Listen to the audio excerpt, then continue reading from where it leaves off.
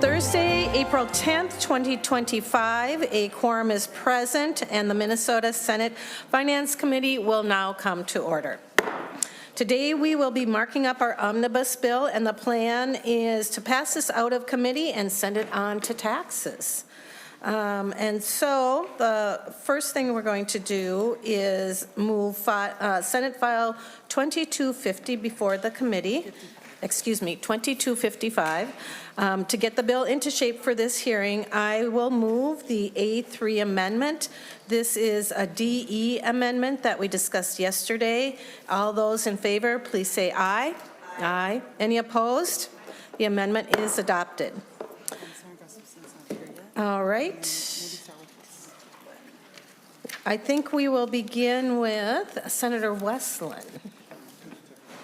Oh, excuse me. I'm going to give you a minute here. I'm going to ask Mr. Arneson to explain the A16 amendment. Oh, it looks like I'm going to offer the A16 amendment. And before we do that, I'm going to ask Mr. Arneson to go through it and give us a brief explanation. Madam Chair and members, the A16 amendment is a kind of combination of technical changes and other policy changes indicated by the chair. Apologies because it's stapled in the wrong corner, but if you follow from page 1, I'll kind of go down through and describe what each range of line numbers on the amendment accomplishes. Page 1, lines 3 through 8, clarify the period of time that a consolidated school board can renew by board action an expiring referendum. Members recall under current law, a school board has this authority, and there were provisions in the A3 authorizing a consolidated school board or giving a consolidated school board that same renewal authority. The language in the amendment would require that if, for example, the component districts had previous referendums authorized for 5 years and 7 years, for example, the consolidated school board would be able to renew that expiring referendum for a period no longer than 7 years, the longest period authorized by any component district. And this would be consistent with the authority for non-consolidated independent school districts. Page 1, lines 9 and 10 reinstate a definition of mobile unit that I understand the agency wants to preserve for the purpose of assigning any depreciation cost to their regular and excess transportation calculations. Page 1, line 11 modifies the EL, or English Learner Cross Subsidy aid rate to conform with the amounts indicated on the spreadsheet. Page 1, lines 12 through 14 are a suggestion from the agency to clarify how the READ Act or literacy amounts for READ Act professional development are allocated. And my understanding is that this would clarify the language to conform with current practice, how these amounts are actually distributed.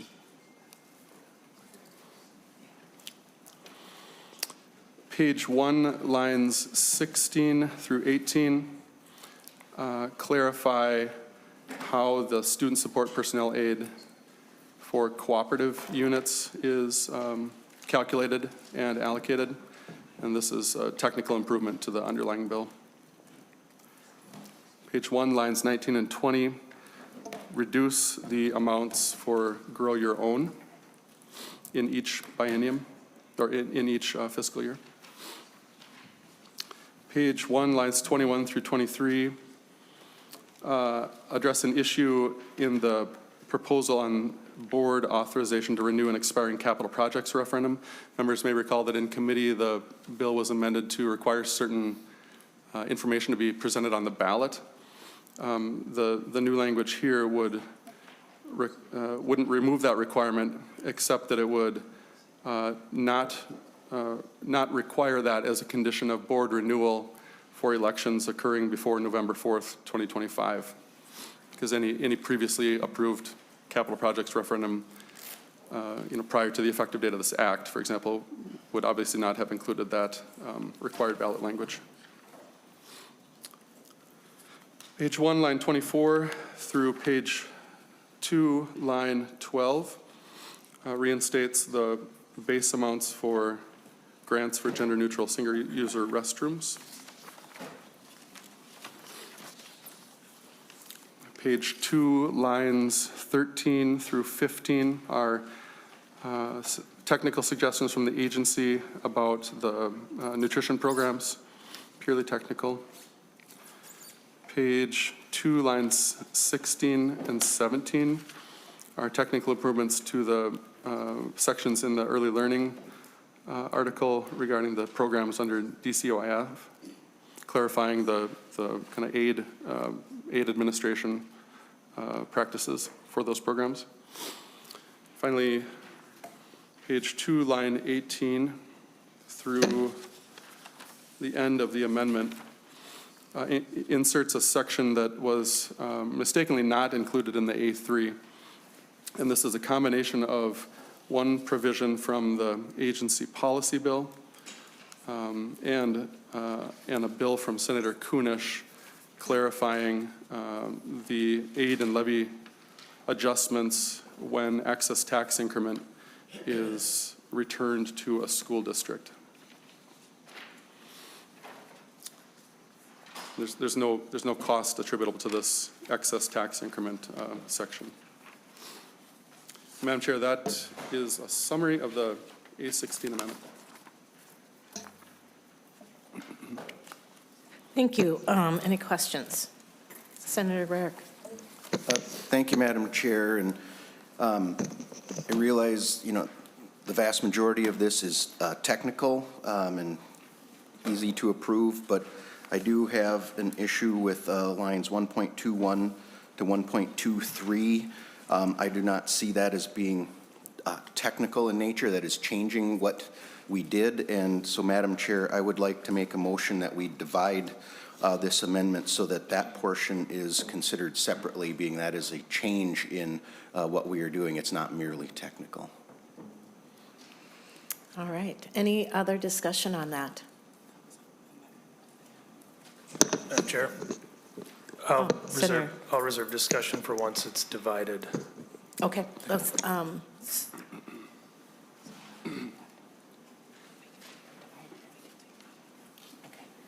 The division, excuse me.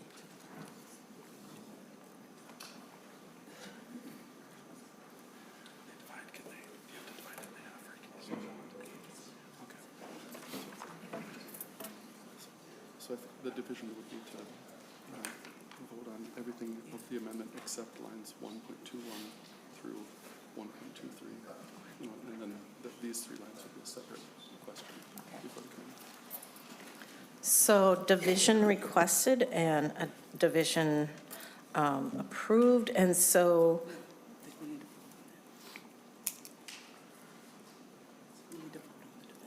right. So the division, let's take a vote. All those in favor of dividing, is that how I'm sorry, I haven't done this before. Okay. Okay, and Ms. Lewis, would you go ahead and tell us what's up? Madam Chair and members, so the amendment is divided. For visual, I draw a line between line 1.20 and 1.21, and then draw another line between 1.23 and 1.24. So before the committee, if the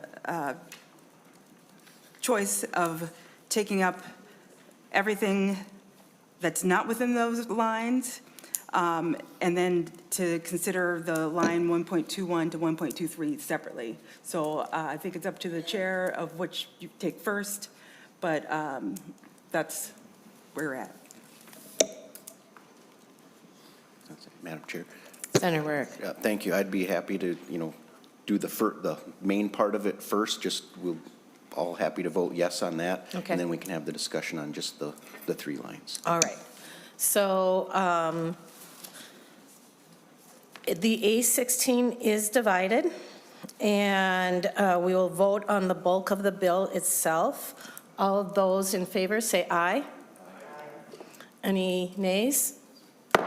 So the first part has passed, and now we will go on to the section that has been carved out, lines 1.20 to lines 1.23. 1.21 to lines 1.23. Excellent.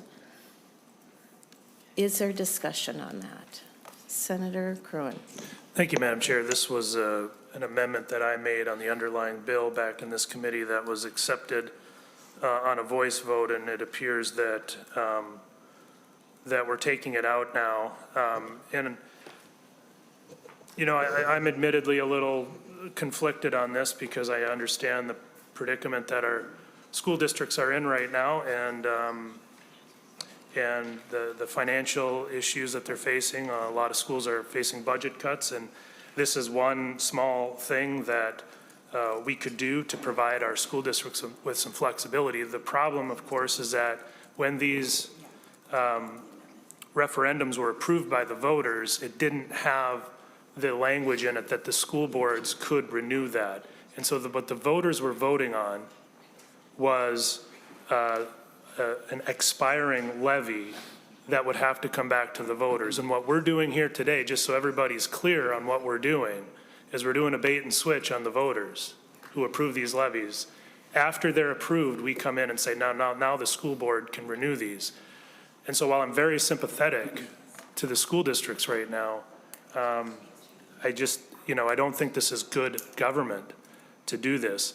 And I won't belabor the point because I've already talked about this, but I think it's compounded by the fact that we have school districts that hold their school board elections on odd number of years with extremely low voter turnout. And I know that there's not the political will right now this year to make changes on that, but in general, I am in favor of giving school boards more authority.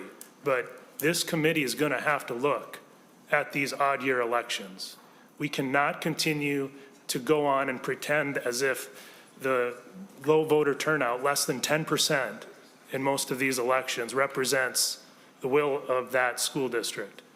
And I know it's not a very large amount of school districts that do it, but it's also compounded by the fact that a lot of these levies are approved on odd years.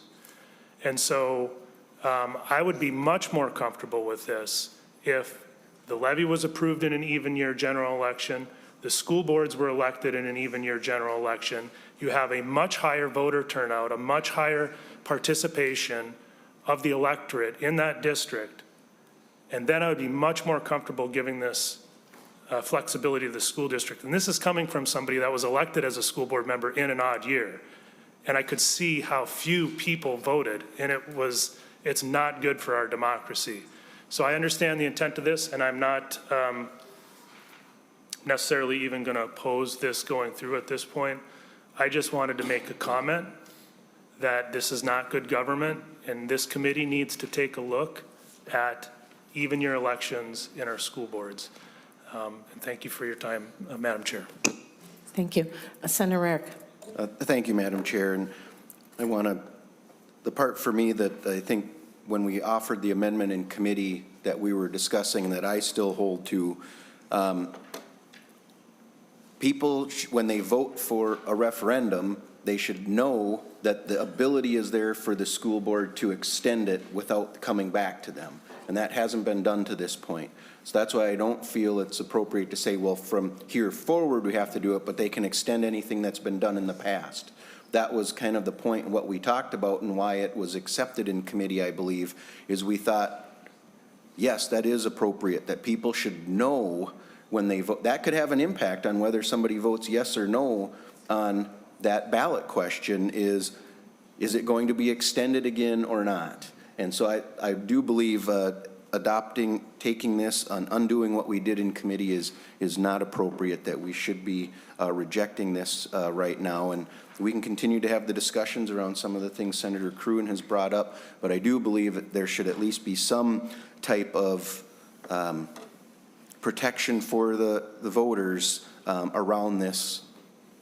And this, to me, is the best one, but maybe some of these changing elections is a possibility as well. But as of right now, I cannot support making this change. Thank you.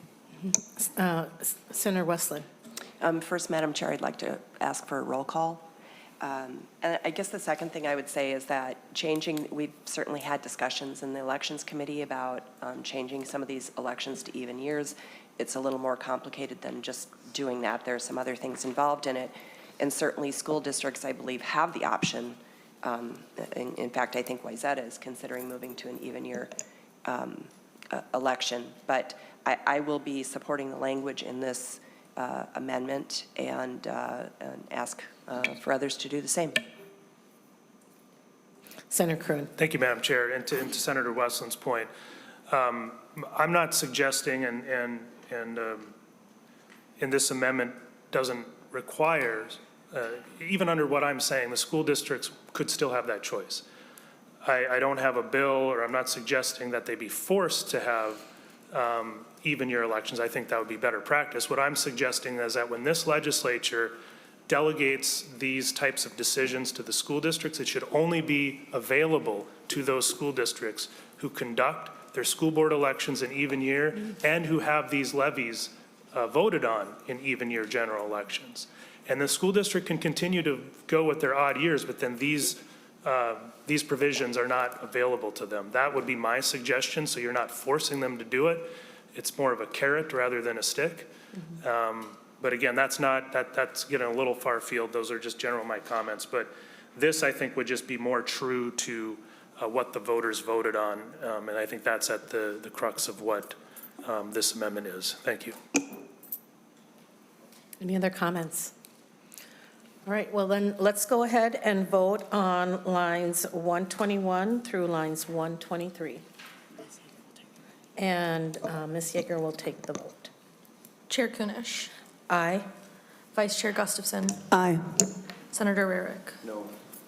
Senator Clark. Aye. Senator Swedzinski. Yep. Senator Farnsworth. No. Senator Housley. No. Senator Kroon. No. Senator Lang. No. Senator Lucero. No. Senator Mayquade. Aye. Senator Umu Verbaeten. Yes. Senator Westland. Yes.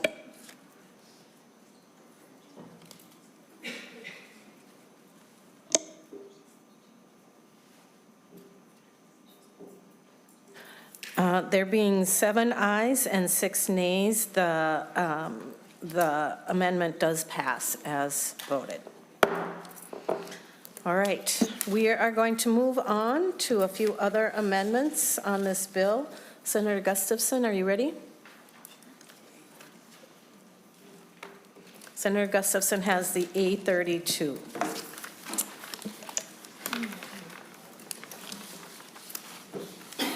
Thank you, Madam Chair. So the A32 will help cover the costs of charter school LTFM aid. It specifies that charter schools are eligible for additional general education revenue calculated at 132 times the adjusted, or dollars times the adjusted pupil units. The changes are set to be effective for revenue in the fiscal year 2026 and later, and the amendment includes several financial adjustments. Any questions, comments? Senator Farnsworth? Thank you, Madam Chair. I'm just wondering, you probably know this, and then I don't have to do the math because we know my position on math. How much of increased aid total would this be for charter schools? Senator Gustafson. Madam Chair, if it's all right with you, I'm going to go to fiscal.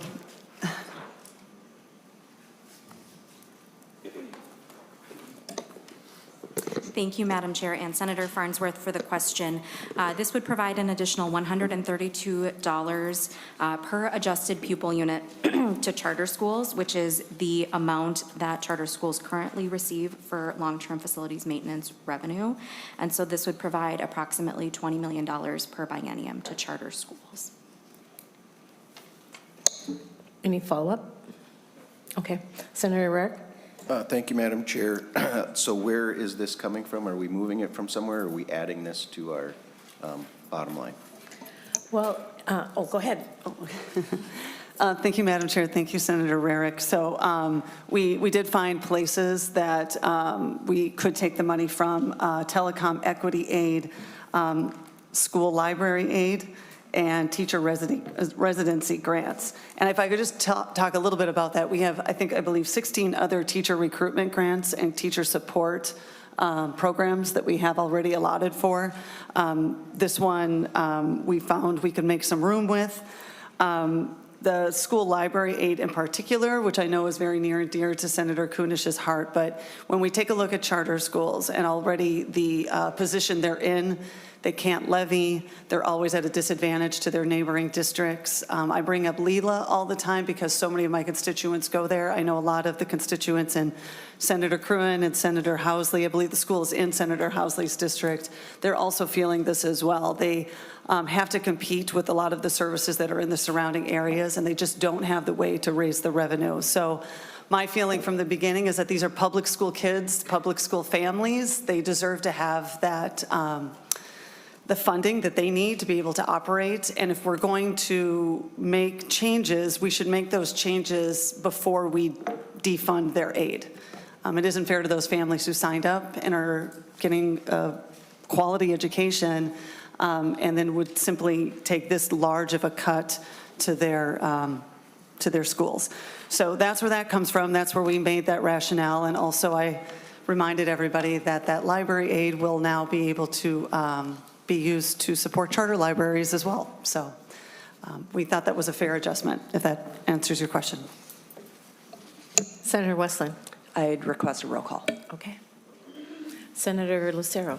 Thank you, Madam Chair. So I just want to make sure I'm clear in what's happening here. So there's a decrease, and I'm just looking for confirmation of my understanding. There's a decrease in facilities maintenance revenue, but we're going to increase it by the exact same amount or a substantially similar amount, but it's going to come in the form of per pupil aid? Okay. Senator Lucero, yes.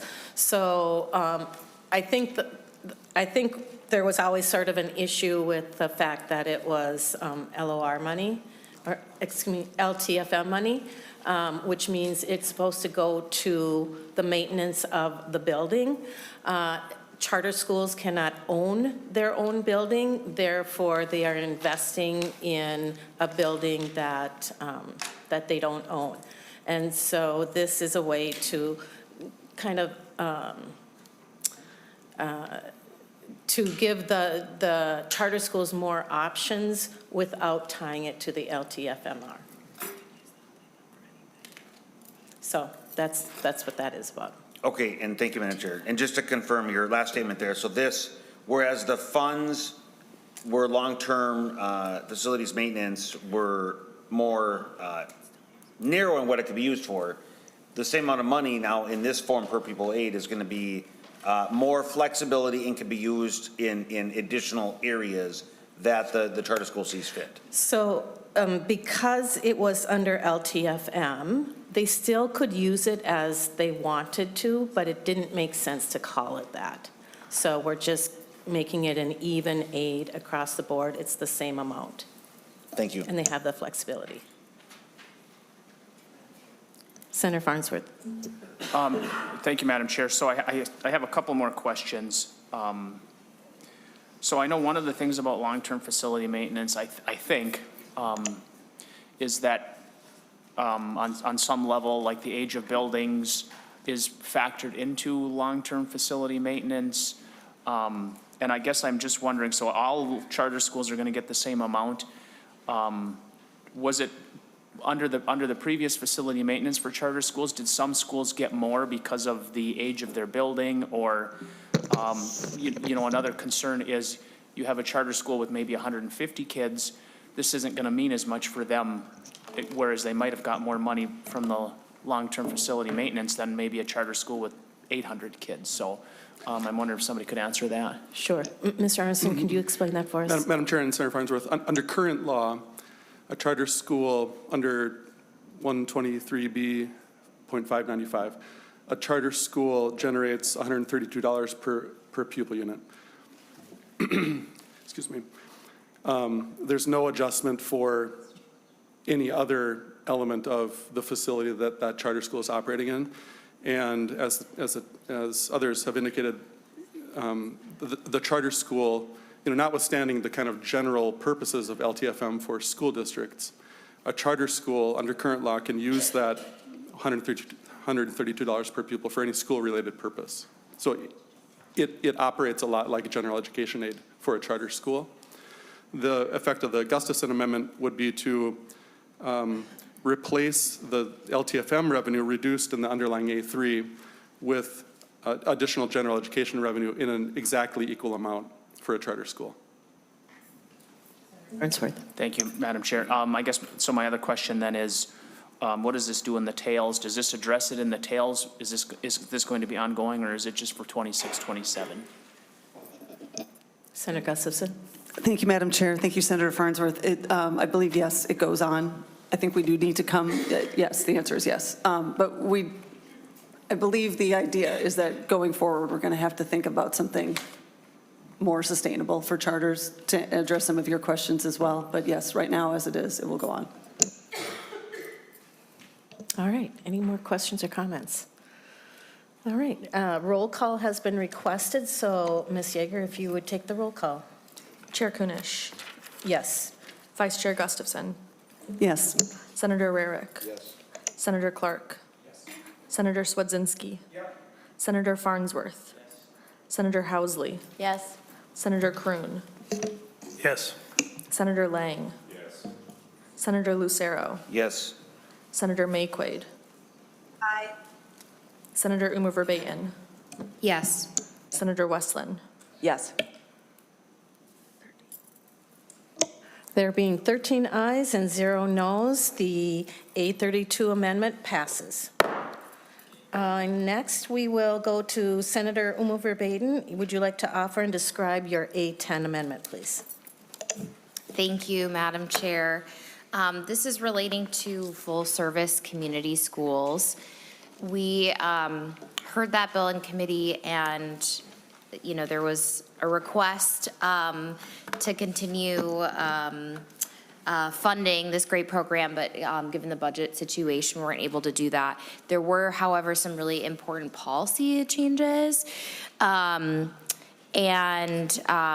I can just remind folks of those, clarifying that the prioritization of funding for established and demonstrably effective sites ensures that funding is not prioritized based on the types of funding schools have received in the past, but rather focuses on if sites are pre-existing and if they have been effective in implementation.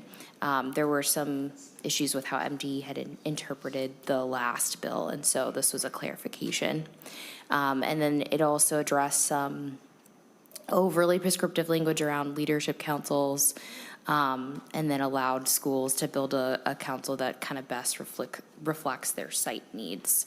I believe those are the policy changes in relating to full-service community schools. But again, that's just, the intention is to include that in the bill. Any questions or comments, members? Senator Kroon. Thank you, Madam Chair. In the definition of community organization in line 1.9, it looks like it's no longer going to have to be a nonprofit organization because it includes other community-based organizations. Can you give me an example, or what type of organization do you have in mind there? Ms. Uma Verbaeten. I think when we heard testimony from the folks who are using full-service community schools, there's a number of organizations that they may be partnering with. I don't know that I have a specific example that comes to mind. I do remember in our in our hearing about, clinics that they had partnered with, just ways to bring in services directly into the school. Follow up, Senator Kroon? Okay. Senator Rarick? Thank you, Madam Chair. I guess maybe just between you and Senator Swedzinski being there's no finance in this anymore, would this have been more appropriate for the policy bill, or are you both okay with it traveling here? Speaking for myself, I'm fine with it because we did hear this in our committee, and so there was discussion around that as well.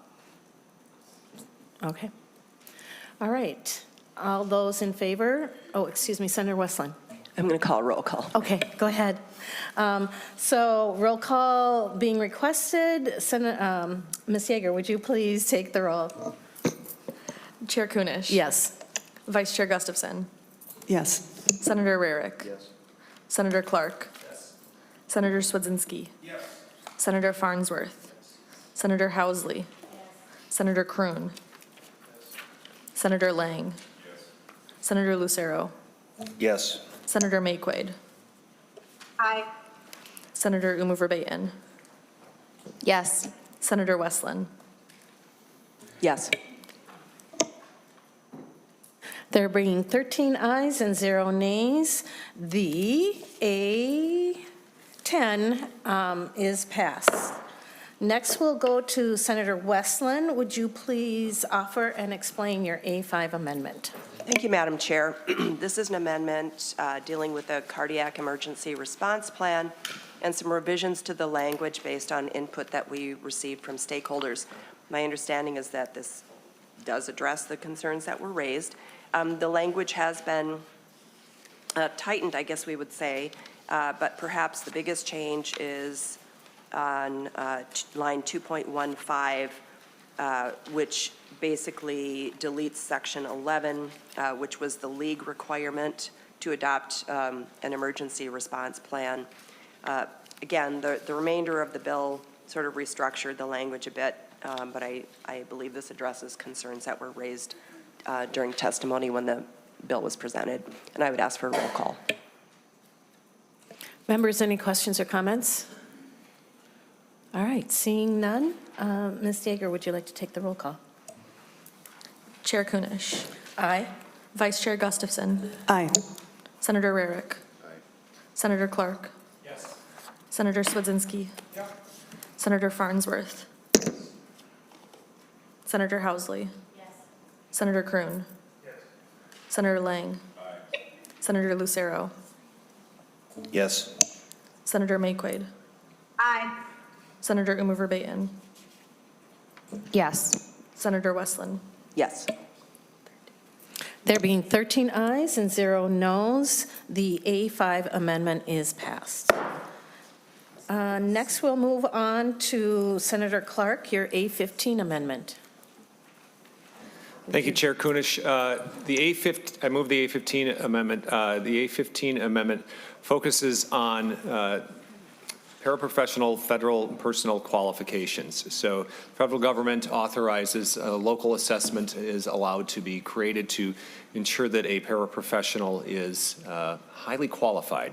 And so that's what this ends up establishing. So there was a work group that has been working through this, and most everyone is in agreement, specifically management and labor, and MDE is continuing to work through this as well. This establishes those pieces. And so if there are specific questions, I can answer some of them, but also have expertise in the room. All right, members, any questions or comments? Senator Farnsworth. Thank you, Madam Chair. I think I would like to take you up on the expertise in the room. I'm just wondering how this would be different than current requirements for PSAs.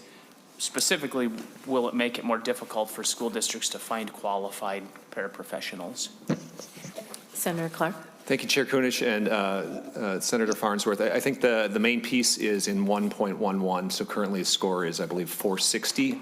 In reviewing across the nation, we have found that 440 is a number that's used, so it really allows more folks to be qualified and should allow local school districts to find more qualified individuals. Any question? Okay. Senator Lang. Thank you, Madam Chair. I guess that I'm not opposed to this, but you mentioned that somebody was. So I'd be curious as to know who they were. Ms. Doslin, if you'd like to introduce yourself and speak to it. Thank you, Madam Chair and members of the committee. I'm Valerie Doslin. I represent the Minnesota Administrators for Special Education. Expert would be a very loose term.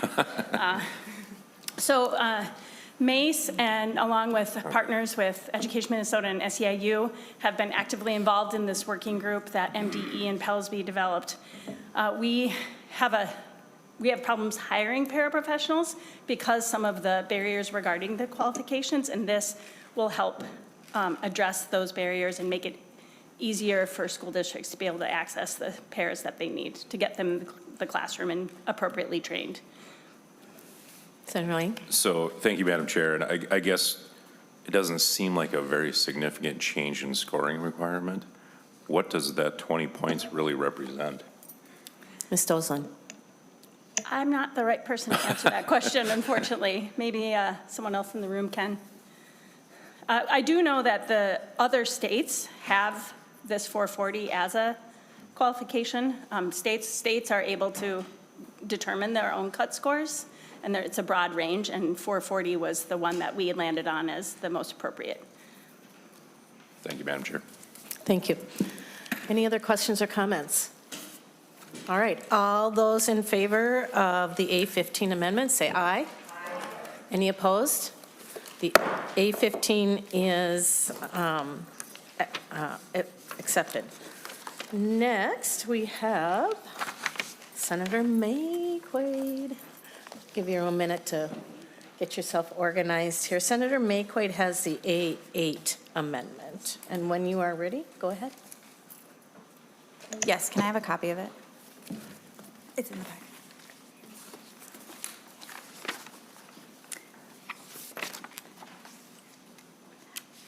Thank you, Madam Chair. I will move the A8 amendment. This amendment was, it's moving money from CARE and the Department of Education to the regional literacy networks to implement READ Act training. Easy peasy. Anybody have any questions or comments? All right. All those in favor of the A8 amendment, say aye. Aye. Any opposed? The A8 amendment is adopted.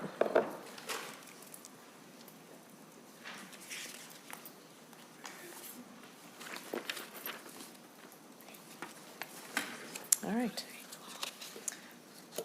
We are going to move on to the A12 amendment. Thank you, Madam Chair. I'll move the A12 amendment. And members, if you'll recall, last session, we allocated $32 or $35 million to school districts to figure out how to give as a stipend to teachers who take the READ Act training. It's been a year, like more than half have done that, so we still have a lot to go. And so this amendment essentially just gives districts until August 1st to complete that memorandum of understanding or that MOU. If not, then the money will just be divvied up by the teachers, or it'll be divvied up by the number of teachers who have to take READ Act training and given to them as a stipend. So it's just fulfilling the intent of the money that was allocated. Any questions or comments, members? Oh, Senator Farnsworth.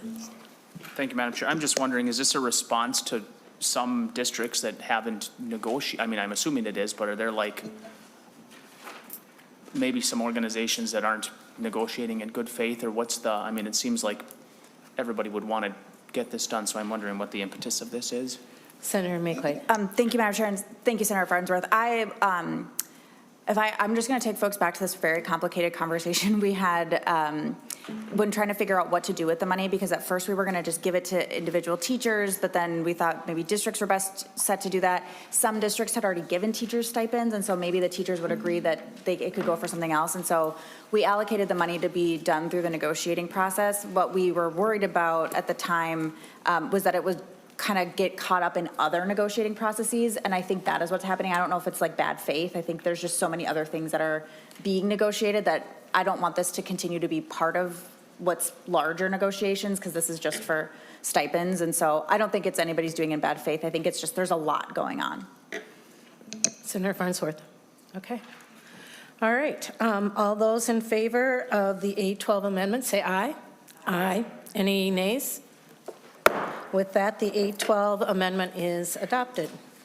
Any other discussion or amendments? Senator Lucero. Thank you, Madam Chair. I'd like to offer the A20. And we will need that amendment.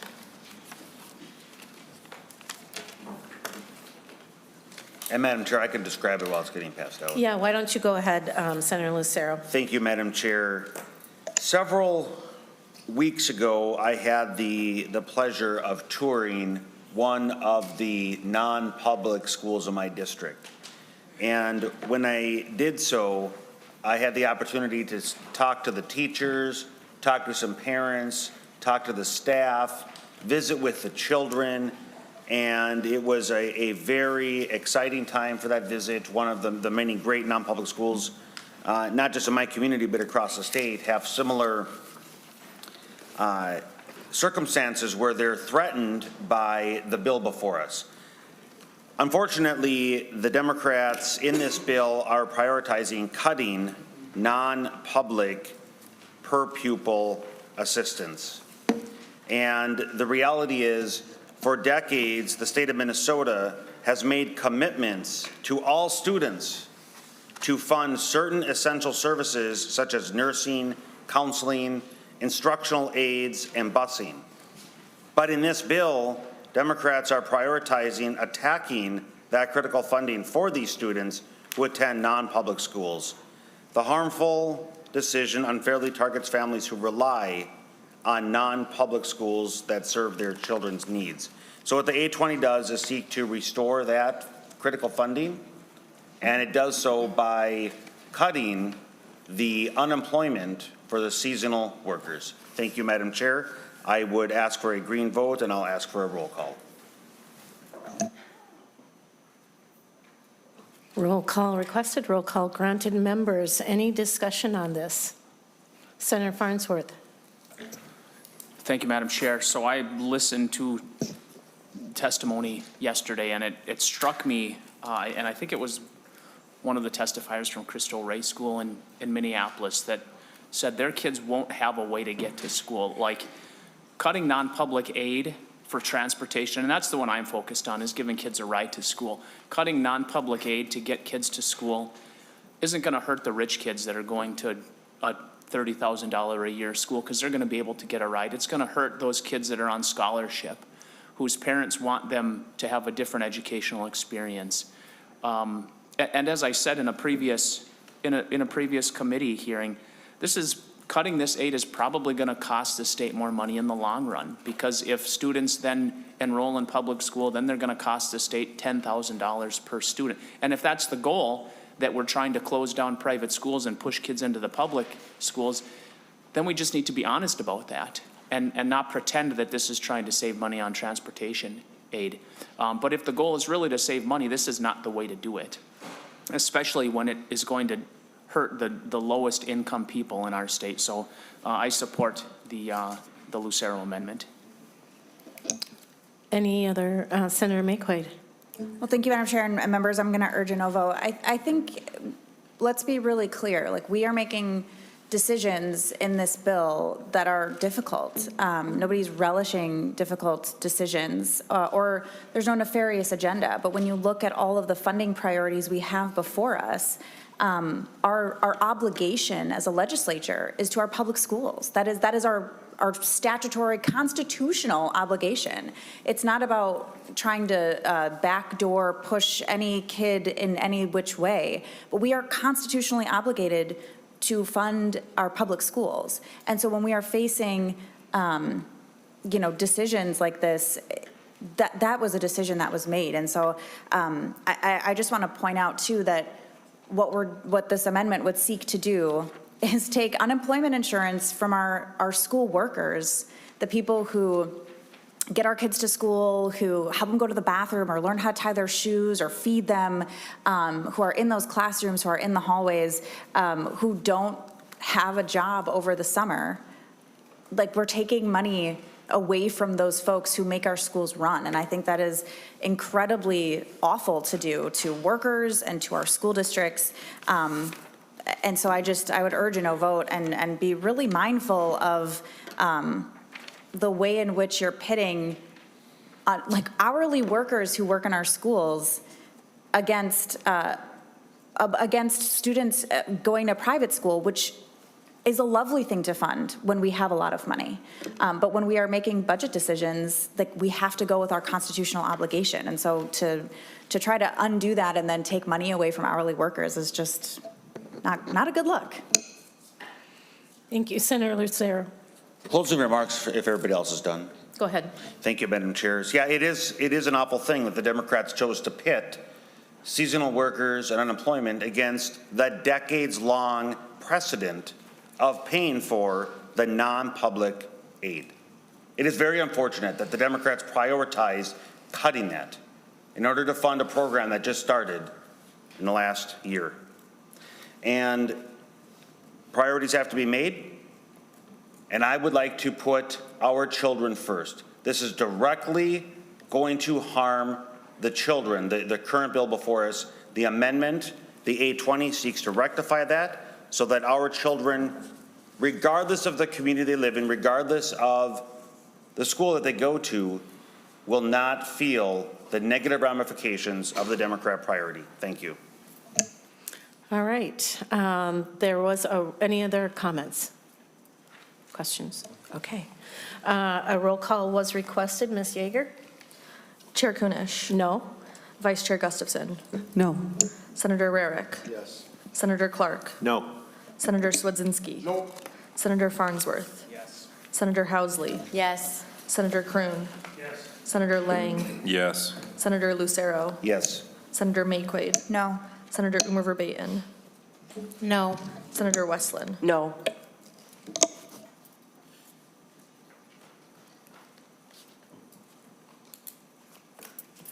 There being 6 ayes and 7 noes, the amendment does not pass. Senator Kroon. Thank you, Madam Chair. I'd like to offer the A13, and I can describe it while Would it's you- being passed out. Please do. Thank you, Madam Chair. The A13 is a very simple amendment that adds facility expansion to the list of items schools can use their school food service funds for. So under this amendment, schools would be able to use the funds for facility expansion in addition to the other costs necessary that are laid out in the bill to operate food service activities. And for the members, this is on page 82 of the A3, starting at line 5. It lists out all of the things that those food service funds can be used for. My amendment just simply, after the word reconfiguration, just simply adds including facility expansion. Madam Chair, this is a small amendment. I think it's a rather modest expansion of flexibility for our school districts in this one very narrow area. It's one that's very important to one of my school districts, Centennial, and so that is the purpose of why I offer this amendment. Thank you. Members, I would ask you to vote no on this, and the reason being not that we don't want to be able to provide opportunities to use surplus dollars in the school, but these dollars are coming from the school food program, our lunches and that sort of thing. And I'm hearing from a lot of districts that there is a surplus in that area. And we have expanded the use of those dollars to be able to buy new tables and chairs, to build, or to buy more, update the equipment, update the electrical and the HVAC in that area. But I'm not comfortable expanding it into facility expansion, which is sort of vague because is it just the cafeteria? Is it the kitchen area? What is it? There's a couple of things that come to mind, and this is what I've been sharing with the principals or the superintendents that come to me. If schools are experiencing a surplus in their lunch program or their food program, they can hang on to it for 3 years and invest it in their schools. What I would like to see them do with those dollars is to be providing really good food and meals for those students. The federal government recently cut support for farm-to-school dollars, so they could be using those dollars to replace the federal dollars that were lost. There was a gentleman that came in and chatted with me the other day, and his children go to a local parochial school, and his wife works at a public school, and he was saying, you know, the quality of the lunches and the breakfasts are not that great. These kids are getting little tummies on them from, you know, the kind of food that they're being served. Well, number one, the school district is the one who decides what food is being served to those children. And he actually mentioned like a sugary Trix cereal in the morning. Let's use the dollars for really good, healthy, substantial food that is not going to have extra calories or fat added to those meals. And so it's important to remember that it's the school district that decides what they feed the children, and they can expand on, you know, really good quality, fresh fruits and vegetables, making food on site if they've got all these great new equipment. But the other thing I would say is I would really ask that the school districts then, if there is a surplus, make sure that they are paying their staff a really good salary or hourly rate, and that the benefits are benefits that are going to make them want to come back time and time again. So those are some of the reasons, but most importantly, we don't know what's going to happen at the federal level. We don't know if the Trump administration is going to sever funds for school lunches because we are providing at no cost breakfast and lunches, whatever the case may be. The uncertainty is there, and so if schools are experiencing surpluses at this time, I would rather that they kind of hold on to it and see what's going to happen over the next couple of months, the next couple of years, because we just don't know. And so, members, with that, I would ask you to vote no on the A13 amendment. And Senator, okay, Senator Kroon. Excuse me, Farnsworth.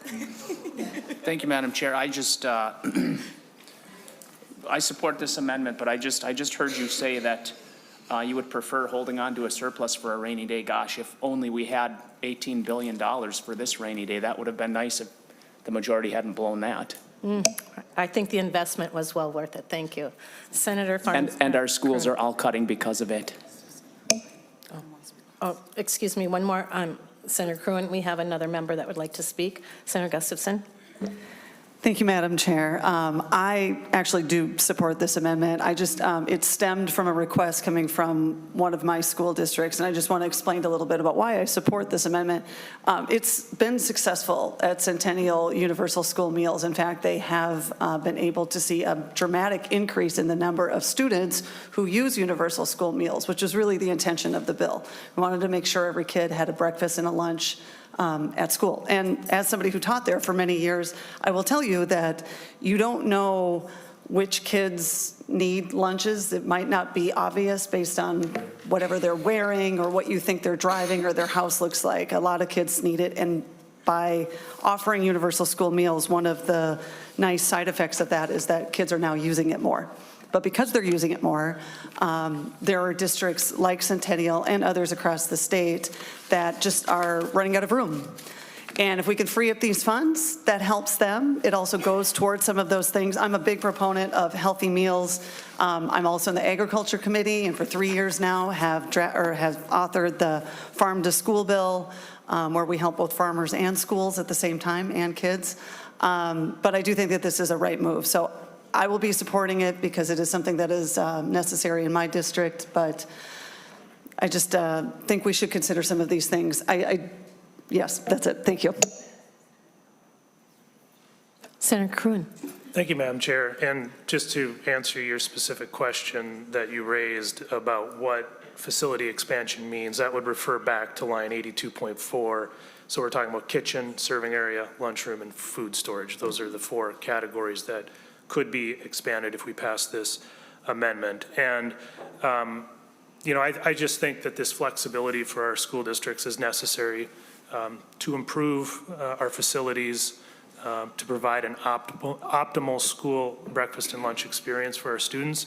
As Senator Gustafson said, this is in large part due to the increased demand resulting from school meals. So I think it really does make sense to use, for schools to have the flexibility to use these funds for expansion. And as I've said many times, you may have your opinion about how these school districts should use these funds, and I may have my opinion about how I think they should, but ultimately, I think the school districts themselves are on the ground know the best way that they can serve their students when it comes to food service. And our schools are literally here begging for more flexibility, and this is just one very minor change where we can give them that flexibility, and I encourage members to vote yes. Thank you.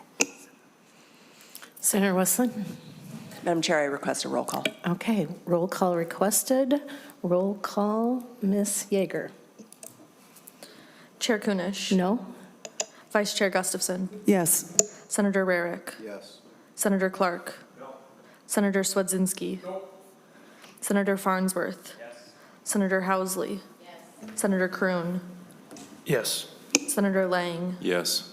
Senator Lucero. Yes. Senator Mayquaid. Senator Verbaeten. No. Senator Westland. No.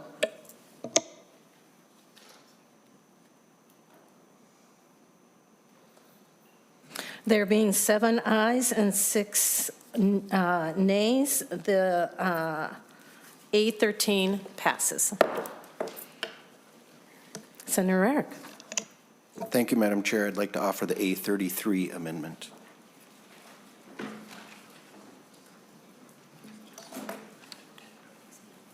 Would you like to begin explaining it while we get it passed out? Thank you. Thank you, Madam Chair. Members, this is a simple technical fix. I do not remember my Senate file number. It's House File 1034. We unfortunately did not get time to hear it in committee this year, but we had it in. But what it simply does is it's a technical fix for the Little Falls School District number 482. In 2023, we appropriated $450,000 for the school district to do an aeronautics and commercial over-the-road technical program. The legislation passed and was signed. The school district entered into a contract, but MDE had not given the official letter yet. And so just that timing has caused some problems with them getting the money for reimbursement of the program. So this bill would allow them to use that $450,000 for reappropriation, and then they would also give us a report back on how it was used and how the program has been successful. So this did pass unanimously over in the other body on the House floor. So I'd appreciate consideration. Thank you. Members, any questions or comments on this? All right. Members, I would support this amendment, so we can just do a quick voice vote if you'd like. All those in favor of the A33 amendment, say aye. Any nays? All right, the A33 is adopted. Senator Lucero. Thank you, Madam Chair. I'd like to offer the A24, and I can speak to it when you're ready. Go ahead. Thank you, Madam Chair. The A24 is based on a bill that I have, and it is part of an ongoing discussion that we've had for many, many years. In fact, my entire time in the legislature, both bodies, and it's one, Madam Chair, that I appreciate you have been listening to members of my community. There have been teachers and parents that have reached out and have had conversations with you, as well as superintendents. But this is not just my district. There are a number of districts across the state that are in low commercial industrial, have a low commercial industrial tax base. What this amendment seeks to do, again, which is based on my bill, which is to target funding at the bottom 20% of school districts to help bring them up. And those that are at the bottom 20% in this state are at the bottom 20% year after year after year after year. So this is a bipartisan proposal. Nearly the identical language before us was adopted 2 years ago on the Senate floor, bipartisanly. This is a very bipartisan topic to target funding at the bottom 20% of school districts. I would hope that members would support this bipartisan measure. I ask for a roll call and I ask for a green vote. Senator Lucero, would you do me a favor and maybe talk a little bit about the new language on page 2 and page 3?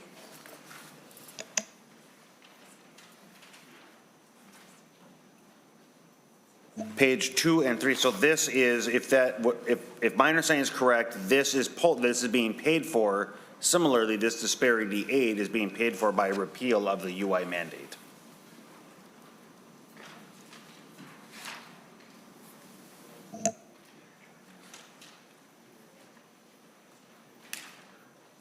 Members, any discussion? I would suggest a no vote on this bill or on this amendment. Once again, it is important that we support our hourly workers, and the fact that we have been able to put those dollars aside, I would like to continue that. I'm not sure if you've done a run on the districts, Senator Lucero, who would be the winners and who would be the losers? Any ideas? Are you referring to my amendment or your underlying bill? Your amendment. I do not have runs for my amendment, but runs from the past years there's every year, the roughly 330 school districts in the state, they might shift a little bit, up 2, down 2, up 3, whatever. But that bottom 20% is the same or substantially the same year after year. And so the runs from 6 years ago, 4 years ago, 2 years ago in the last funding are not going to be substantially different than they are this year. Senator Clark. Thanks, Chair Kunesh. I guess I oppose this and largely just because it's getting rid of the UI insurance. I coach cross country, and one of the biggest things that we have in the fall is finding buses. And since UI has passed, it's been a lot easier to get buses secured because the bus drivers decided to stick around and be bus drivers because they could get through the summer on UI. So that's a simple piece for me. I appreciate what you're trying to do overall, but I don't want to do it on the backs of unemployment insurance. Senator McQuaid. Thank you, Madam Chair. And Senator Lucero, I really wish you would have brought runs. This is one of those things where I find myself going, maybe I would support this. I have no idea how my district does on this. So I'm a little adrift. Yeah, so I guess, I have to vote no because I don't know what it does. I do have a question, though. Okay, on 4.24 of your amendment, Session Law, Chapter 55, Article 1, Section 33, that was UI for hourly workers in schools. Minnesota Statute 2024 I'm sorry, line 4.26. Laws 2023, Chapter 41, Article 2, Section 32. What is that? Senator Lucero. Thank you, Madam Chair. I will have to defer to council for that. Council, Ms. Hofer. Oh, Ms. Lewis? Ms. Hofer. Madam Chair and Senator Mayquade, on line 4.26, the repeal of laws 2023, Chapter 41, Article 2, Section 32 relates to a report provided by the Office of Higher Education, Minnesota State University System, and the University of Minnesota System on unemployment for their hourly workers over the summer. Senator Mayquade. Thank you, Madam Chair. And so Senator Lucero, has that been through, maybe I don't totally understand how the higher ed piece got put into the K-12 bill or the E-12 bill? Senator Lucero. Thank you, Madam Chair. I cannot speak to how the higher ed got put into that in the bill when this was passed by the majority. What I can speak to is we're repealing that, and then with, generally speaking, any new law, there might be some fingers that touch other things, such as what I just heard council say was a report pertaining to higher ed. I don't know the relationship there, but with the repeal of the law from the recent past here, it's going to repeal those tangents that also come off of that.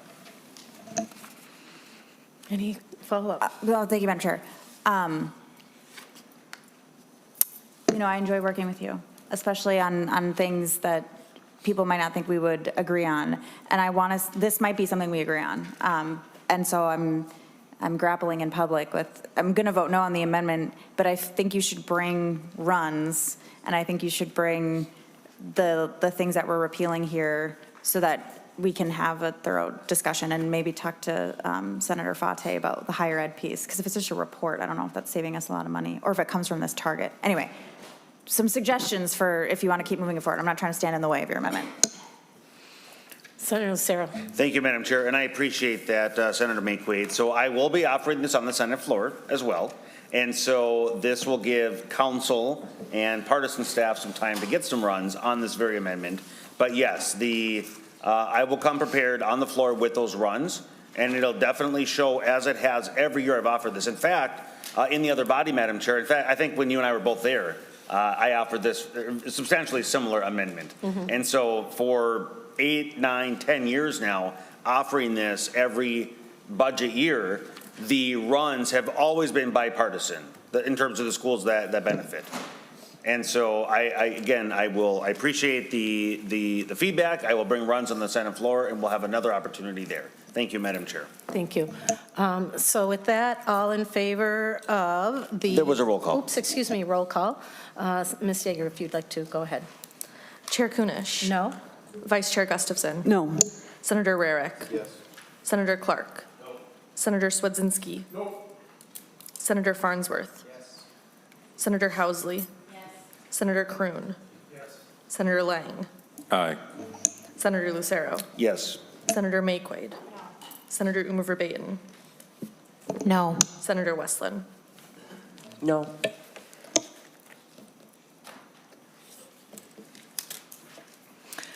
There being 6 ayes and 7 no, the 824 does not pass. Senator Kroon. Thank you, Madam Chair. I would offer the A14 and can describe it. Please go ahead. Thank you, Madam Chair.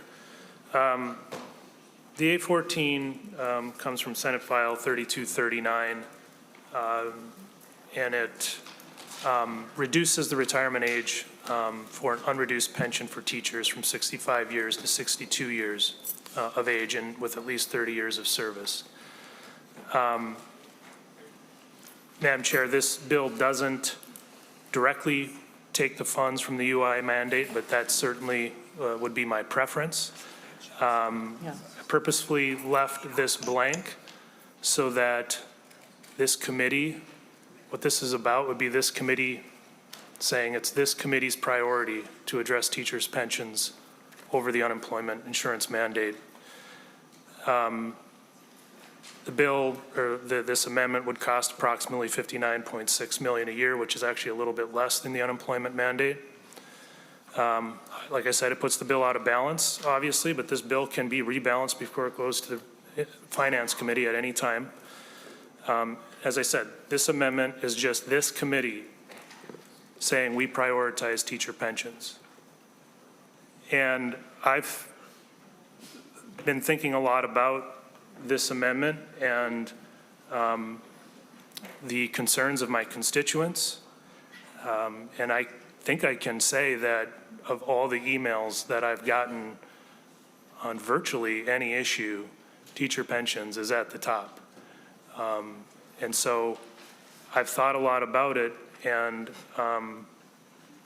I think I've talked a lot about priorities.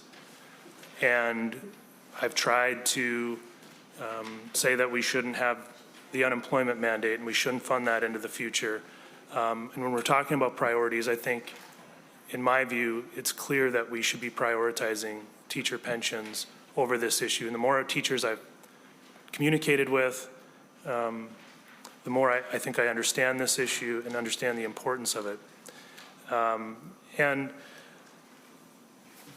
you know, so that's the amendment. And I drafted it the way I did. I didn't want to limit the chair's ability to rebalance, but I think we can easily rebalance, especially the tails, given that the UI mandate is only for 2 years. But the funding is only for 2 years, but the mandate is indefinite. And so for me, I'm looking at this as a priority issue. And so that is the purpose of my amendment. Thank you, Madam Chair. Thank you, Senator Kroon. First of all, we've not heard any pension bills in education finance because that is not our purview. This is under the jurisdiction of the pension committee. And so without a thorough understanding of what this is and how it works, I would suggest that we not pass it. We have a number of teachers or past teachers on this committee that recognize how important it is that we address that pension issue. I did not make the rule of 90. Somebody at this table did, which was great for him. So we get it. It's not that we don't get it, but the fact of the matter is this would put our bill terribly out of balance. We haven't heard anything about it. It is a pension issue, and so I think I will call on Senator Westland to give us a little bit more background information on that. Thank you, Madam Chair. I am actually on the Pensions Committee. And we actually heard 3 bills this week, one of them being Senator Gustafson's bill. This is in the purview of the Pensions Committee. We have, the Senate has a very small target. The House has a larger target. I think that is based on some magical thinking, but in any event, that is going to be worked out. I don't believe this does fall under the purview of this committee, and the Pensions Committee is taking seriously the need to address the issues of our teachers and their pensions, and I would certainly appreciate allowing that committee to continue their work. So I would encourage a no vote. Senator Lucero. Thank you, Madam Chair. I'd like to ask for a roll call. Thank you. Senator Lamb. Thank you, Madam Chair. And I'm going to agree with both Senator Westland and yourself on this one, that it doesn't belong within our purview in this committee. I would also ask that when we pass election issues, even if it's an amendment form, that we realize that that doesn't belong in this committee either. It probably should be an election issue, even if it's a very small issue, even if I tend to agree with it, it should probably be in the elections committee, much like this should be in the pensions committee. So I know that we have a little more leeway here in the committee as far as what's within order and what's outside of the order. I believe this falls outside of the order, much like the election portion does. Senator Kroon. Thank you, Madam Chair. I would just like to address the jurisdiction thing. We are in committee here. We're not on the floor. There is no hard and fast rule on committee jurisdiction. And while I fully realize that all 3 of these pension bills are sitting in the Pensions Commission right now, and that they had hearings on this yesterday, as Senator Westland said, the pensions target in the Senate is quite small. And even the target in the House isn't going to be able to cover this. So if we're going to make any significant progress on teacher pensions, and we've been talking about this for a while, but the only way that that's going to happen is if there's a significant backfill from general fund dollars. And where is that going to come from? It can't come from pensions. There's just not enough there in the target to do it. So that is why I'm bringing it up here and why I've drafted the amendment the way I did, so that we can say that this is a priority for us in this committee. Teacher pensions is a priority for the Education Finance Committee. That's what my amendment says. And then we can go and do the rebalancing to make this work. But we are going to need general fund dollars to backfill. And, you know, my constituents, the teachers in my district, are begging for this. I think teachers from across the state are begging for this. This is a 3-year reduction from 65 to 62, but it'll mean the world to a lot of teachers to make this happen. And, you know, the people out there, the teachers out there watching, they're not going to care about committee jurisdictions, and they just want to know that this committee prioritizes teacher pensions, and that's what my amendment does. Thank you. Senator Farnsworth. Thank you, Madam Chair. I'm not going to talk about the jurisdictional issues, but except to say that I think that this could make an impact on the finances across our schools. And the reason I say that is we have a lot of teachers that are 62 years old that are still working, that are at the top of the pay scale. And schools are cutting $200 million across the state, which, I mean, when they're cutting $280 million, that's a lot of teachers. And if we were to do this, you know, at a cost of 59 million, I think, how many teachers would retire? How many jobs would they save when they retire of the younger teachers that make less, that aren't on the top of the pay scale? I mean, it's probably, depending on the school district, a $40,000 to $50,000 difference between somebody that's at the top of the pay scale and at the bottom of the pay scale. And so I think this fits nicely in our committee because it could help schools alleviate the cuts that they're going to have to make. And the other comment that I want to make about teacher pensions, because I hear from people, they're like, why are the teachers always talking about their pensions? Everybody has to work till they're 65. And even though I tell my kids, life's not fair, get over it, this is a fairness issue. And actually, Senator Kunesh, I thought you were a Rule of 90 teacher, so I was going to include you. So I'm only talking to Senator Swazinski this time. So there are 3 of us on this committee that are not Tier 1 teachers. And what most people don't know is the Tier 1 pension was not fully funded. What Senator Swazinski and all of the other Rule of 90 teachers put into that fund was not enough to cover the cost of benefits. 1/3 of what I pay in when I'm working at the school, 1/3 of what Senator Gustafson puts in when she's working at the school, 1/3 of what Senator Kunesh put in when you were working is chopped out of the Tier 2 pensions in order to cover the Tier 1 pensions. And so if you ask current teachers, why are you so upset about this? The answer is because you're taking 1/3 of what I'm putting into the fund and using it to prop up this other part of the fund. It is a true fairness issue that this will address. And at the same time, it'll also help schools to not have to make as many difficult decisions. And I think in a $24 billion K-12 budget, I think we can find $59 million a year to fund this. And it will make life a lot easier, especially for a lot of younger teachers that are getting their layoff notices, because those older teachers are going to be able to retire and save those jobs and save that money. So I would encourage a yes vote on this. Senator Gustafson. Thank you, Madam Chair. Thank you, Senator Farnsworth. I support all of the pension talk. I mean, I just passionately had a hearing about this 2 days ago. I mean, I can't tell you. It is one of the reasons I ran for office, because of everything Senator Farnsworth just said. It is so unfair, and we've been asking for so many years to have it fixed. But that being said, I don't think it belongs in here. And I understand you're right, like, this is a committee, this isn't the floor, so jurisdiction maybe doesn't apply, but it just seems like a bad precedent. I have a bill in taxes that would allow a teacher tax credit to essentially mean that every teacher in the state teaching full-time would make $60,000, because it's crazy that the entry-level salaries of our teachers are so low. I taught for over 10 years. I never made over $50,000. And so I hear you on teacher pay. But if I bring in that tax bill to that committee, that doesn't make sense either. Bringing in a pension bill doesn't make sense either. I think we have to make sure that the pots of money match up with what we're trying to do, because the last time that they tried to do pensions on the fly back in the 80s is how we got into this mess. And so we don't want to do pensions on the fly. Like, we want to make sure it's a strong pension bill that is paid for in a way that is responsible. That isn't to say that I criticize this amendment. I think it's an important conversation to keep bringing up.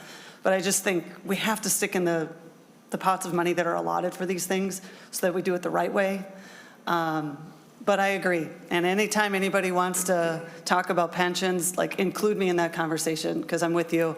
I'm very, very happy to see that we have such strong bipartisan bills. I mean, that were heard on Pensions Committee this week. It tells me that we're finally at a point where maybe this can get over the finish line, but I just don't think it's going to happen in this committee. But I do thank you for bringing it up and joining us in the fight. Senator Swedzinski and then Senator Lucero. Well, because all eyes are on me, I feel like I should say something. Unless you thought I was George Clooney or something. Thank you, Madam Chair. I just, although I do appreciate the bill coming forward, or the amendment, Senator Cruen and our teachers should have the benefit of a 62 in line with maybe, firefighters and nurses and other people of such, that we used to hold up in such high esteem when we were kids, and up on a pedestal, if you will, and I'd like to honor that in those professions and give them as for their service and over the course of their careers. So I appreciate you doing this. I was at the pensions hearing this week. There were 140 letters. I've never, ever seen that many letters with that much passion and that much intellect in a committee before. And so our teachers are literally screaming, and they're for this reform. But having watched Senator Kunesh over the last couple weeks, because she's next door to me and we're kind of kindred spirits in this education thing, and watching her agonize as she's trying to have all these balls in the air and what are we going to do here and what are we going to take from here, and I would never on this day do something that would circumvent her hard work and effort that she put into this bill. So I just want to thank Madam Chair, but I hope your passion for this issue continues into the next session, and that we can do what's right for our teachers, our Tier 2 teachers. Senator Lucero. Thank you, Madam Chair, and I just wanted to speak in favor of this because of the referencing the hard work that our teachers are doing each and every day. And we refer to pots of money. So just for those in the general public that might be listening, there's one pot of money, it's a general fund.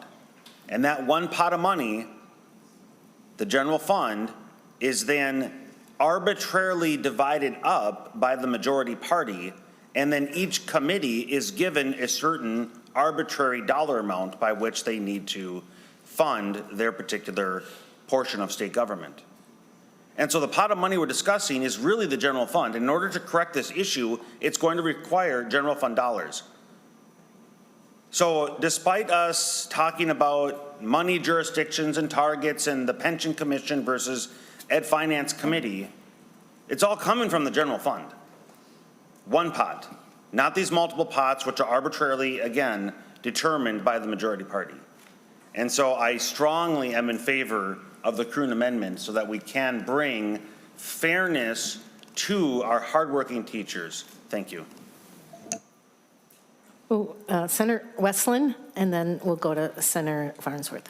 Thank you, Madam Chair and members. I also support our hardworking teachers. I'm so glad to hear that that's a uniform opinion on this committee. And I can guarantee you that all of us on the Pensions Committee, in a very bipartisan way, are very, very interested in trying to support our teachers, and I look forward to completing that work there as we continue to consider 3 bills that were laid over for possible inclusion in the Pensions Committee, and I think that's where that work should continue. So I will be a no vote on the bill here because we are going to address this in pensions. And Senator Farnsworth.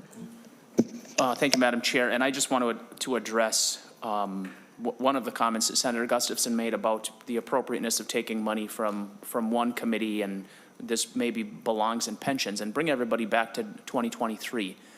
Pensions did nothing. I think in the $600 million target for pensions, it was $130 million that went to TRA, but it did nothing for current teachers.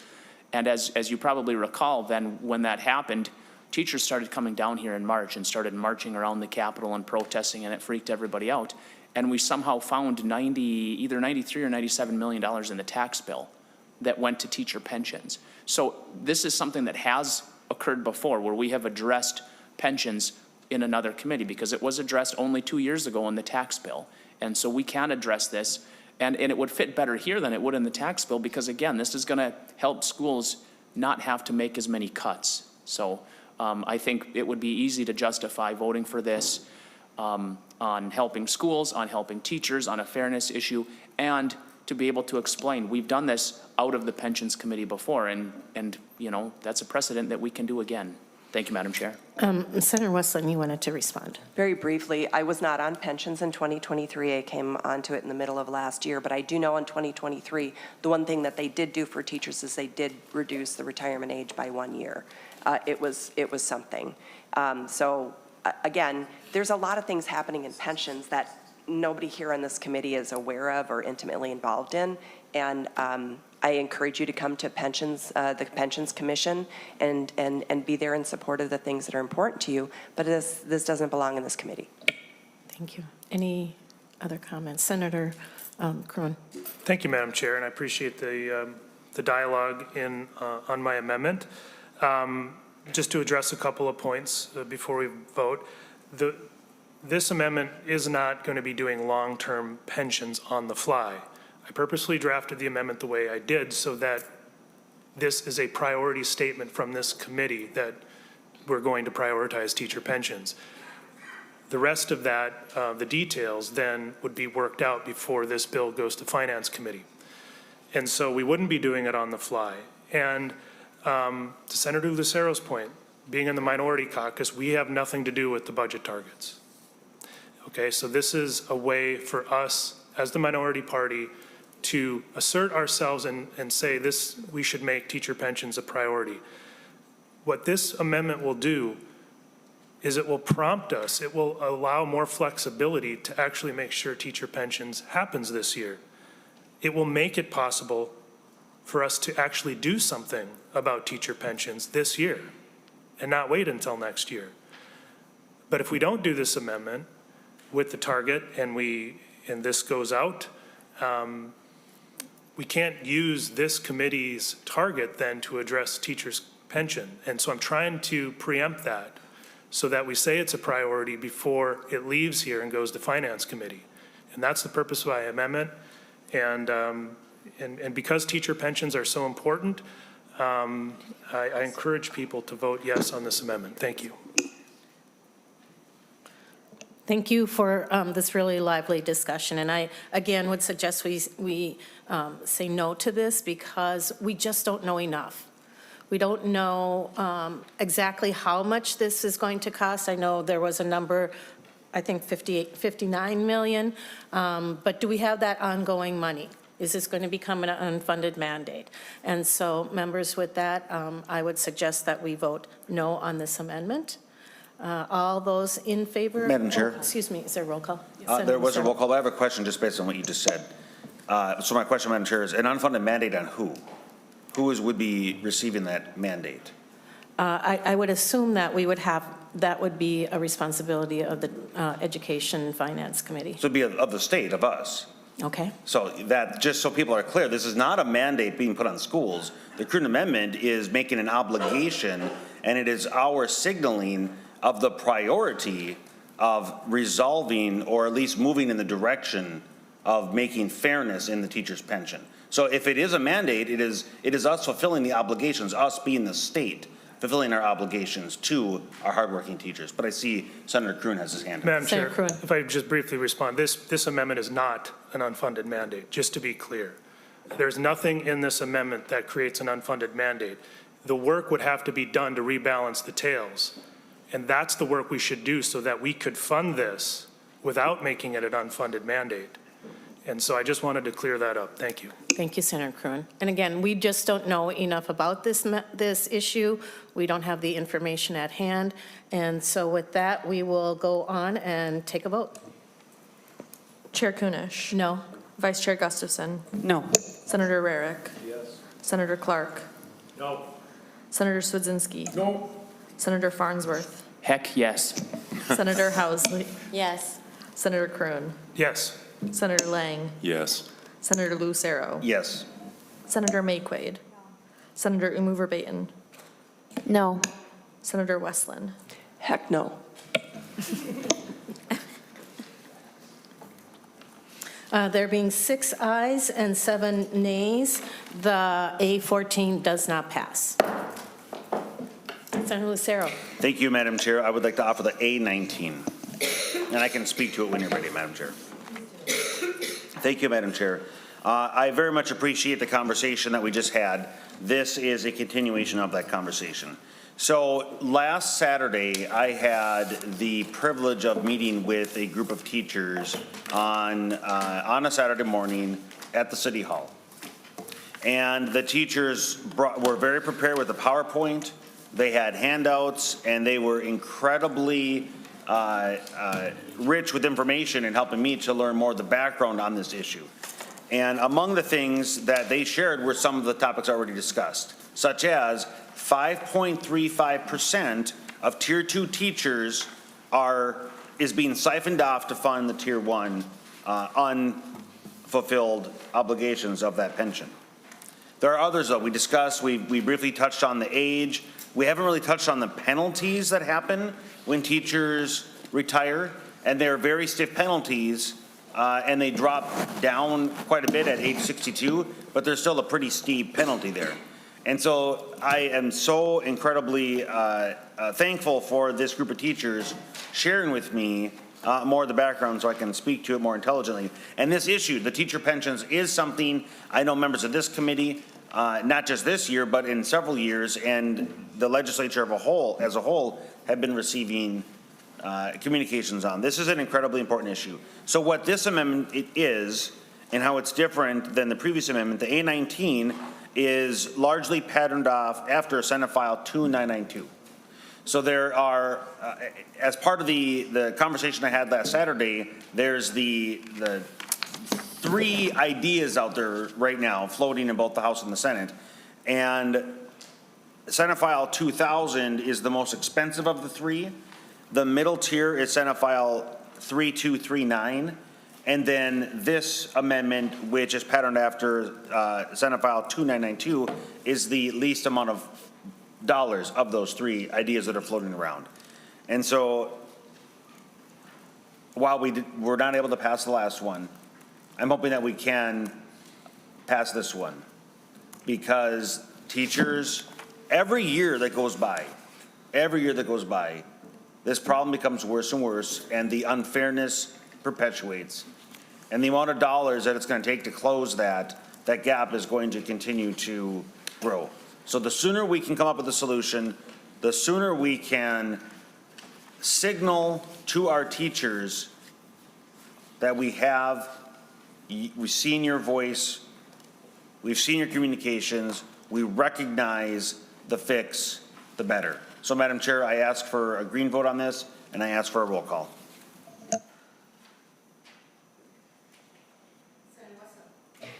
Madam Chair, I renew all of the. Okay, I found this on the web for once. You know, Siri is a real nosy little thing who interjects herself into conversations without invitation. I will renew all of the arguments that I made previously and pensions are complicated. I'm going to say that as somebody who came into the middle last year, is fairly new still, it's quite complicated, and creating additional liabilities for the plan actually is going to create more problems than solutions. The early retirement discounts are not punishments. They are there and meant to keep the plan whole as it moves forward. This isn't an issue that is being addressed. There are several bills. Senator Gustafson had a bill. Representative Nadeau brought a bill. These are conversations that are happening in pensions, and we are doing what we can to try to address the issues. But I'm unaware of any stakeholders here in this room at this time who could even speak to this. But I can't support a bill also that is looking to fund this on the backs, again, of our hourly workers. I know Representative Nadeau wants to fund this by cutting universal meals. I don't think there's support for this, and I think that we need to be very careful again about trying to actually make detailed policies around pensions in a committee that doesn't have the experience or even staff who can address the questions that are being raised. I'm a no vote, and I will continue to work for our teachers in the Pensions Commission. And I would say anybody who's this interested in pensions should actually try to get on the commission and do the work there. Thank you. Anyone else? Senator Kroon. Farnsworth. Thank you, Madam Chair, and I have asked to get on the Pensions Committee. It just hasn't worked out. But I'm a stakeholder. So you said there's no stakeholders in the room. I'm a stakeholder, and I'm paying 1/3 of the 16% to cover somebody else's pension. And we have to stop saying we're going to do this next year. In 1989, when this happened, everybody that was hired after that time was told, don't worry, we're going to take care of this. Don't worry, we're going to take care of this. And then a few years ago, it turned into a panic situation because the last of the Rule of 90 teachers were retiring. And those of us that were hired after August 31st, 1989 realized, wow, this really isn't going to get taken care of. And we've been kicking the can down the road long enough. And it's time to just pull the Band-Aid off and deal with it. So I think, it's unfortunate. I preferred the last one to this one. No offense, Senator Lucero. It's unfortunate that that one didn't pass. But we need to send a signal that this is a priority of this committee. And so I would encourage a yes vote. Anyone else? Senator Westland.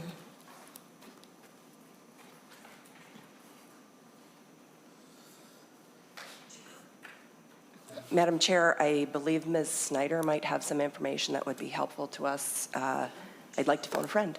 Okay.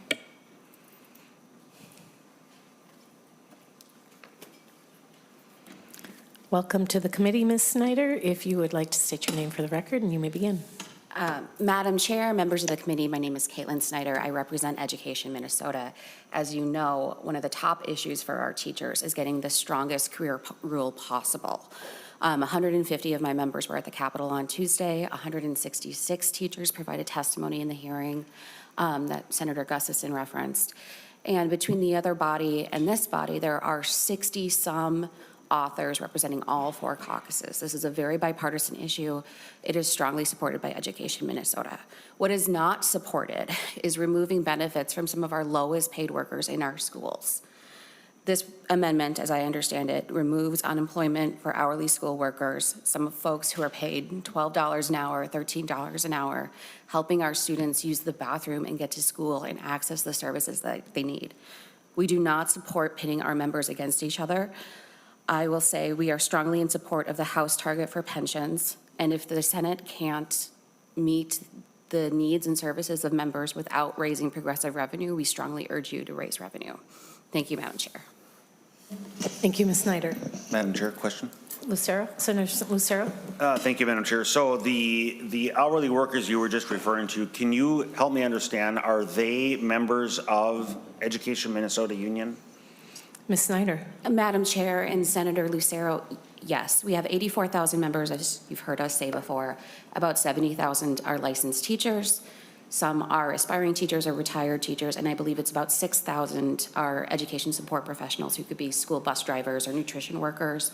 They're also represented by Teamsters, AFSCME, and SEIU 284, and perhaps other unions that I'm forgetting. Senator Lucero. Thank you, Madam Chair. So, and I appreciate that was the only question I had. So overwhelmingly, it's the teachers that are represented in Education Minnesota, and it's enlightening to hear the priority. Thank you. Thank you. Anyone else? All right. But let's decide on this one. Ms. Yeager, would you like to take the amendment or the vote? Chair Kunesh. No. Vice Chair Gustafson. No. Senator Rarick. Yes. Senator Clark. No. Senator Swedzinski. No. Senator Farnsworth. Yes. Senator Housley. Yes. Senator Kroon. Yes. Senator Lang. Aye. Senator Lucero. Yes. Senator Mayquade. Senator Umu Verbaeten. No. Senator Westland. No.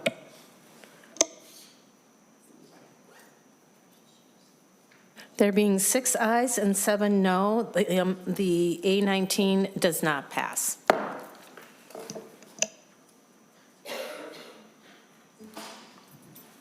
Senator Mayquade. Thank you, Madam Chair. I would offer the A22 amendment, A22 amendment. and I can talk about that while it's getting passed out. Would you please? Well, and it's a good time to talk about it as well, because we talked a lot today about the things that we wish we could fund, teacher pensions, more funding for charter schools, long-term facility maintenance, lunchrooms, and on and on. And, you know, we have the target we have, but it is a choice on how we do our budget. And so I would like to put forward another choice. This amendment would eliminate the tax exemptions for data centers. It would eliminate the tax exemption for VIP preferred seating and athletic stadiums. And it would repeal the tax exemption for airplane parts and air flight equipment for airlines in Minnesota. This is a rough number, but it would generate about $331 million per biennium. That is more than enough to cover teacher pensions. It's more than enough to cover 2 and 2 in fiscal years 28, 29. It could do a lot of things. And so I have talked about this in this committee, I've talked about it in other committees, but we have a choice before us, and this is a choice we could make. We could repeal the tax exemption on airplane parts and air flight equipment and fund teacher pensions. We could repeal the tax exemption on data centers and fund our public schools. We could repeal the VIP preferred seating tax exemption and put more funding towards the READ Act. That is a choice we could make. And so I deeply appreciate the conversation that we've had today, and a lot of the conversation was about how can we steal from one group of people to give to another. And that doesn't have to be, that's not the only option. We could do other things. So that is my amendment, Madam Chair. Senator Rarick. Thank you, Madam Chair. Quick question on this. Does this, by repealing these provisions, does this dedicate money to any of those, or is it just putting it to the general fund where it is to be discussed later as to where it's going to go? Senator Mayquade. Thank you, Madam Chair, and thank you, Senator Rarick. It's almost like you were in my mind because I almost amended this amendment onto Senator Lucero's amendment, and if you would like to offer an oral amendment to put it towards something specific, that would be fine. But right now, it's just repealing those tax exemptions. Senator Lang. Thank you, Madam Chair. And I think I'm okay with 2/3 of this. The one where I'm going to go after is the Part 135 and the Part 91 aviation folks. So that is an important distinction that, in another life, in another hat that I wear, obviously I work for a nonprofit group that has large expenditures in the millions of dollars. This would be a significant hit to our air medical resources in the state that oftentimes run in the red. Believe it or not, millions of dollar helicopters don't run for free, and these tax exemptions for that could be a huge issue. Madam Chair. Senator McQuaid. Thank you, Madam Chair, and thank you, Senator Lang. When constructing this, I wanted to make sure that I was getting the right folks, not the wrong folks. And the air flight equipment it's about $39 million per year for 34 airline companies in the state of Minnesota. I believe are medical, the ones that are owned. And if not, tell me the amendment. So Let's draft it. We fall under both Part 91 and Part 135 operators, technically air scheduled, even though we are scheduled right before we leave. So this would fall onto us as well. Part 91, and will you say the other one? Part 91 and Part 135, the strike through is on line 11.29. Excuse me, Senator McQuaid. Thank you, Madam Chair, and thank you, Senator Lang. I'm taking all feedback at all times. So just so I'm clear, if I exempt medical airline air flight equipment that falls under Part 31 and 135, I would have your support? You would need, I would have to, again, just reading through this for the first time.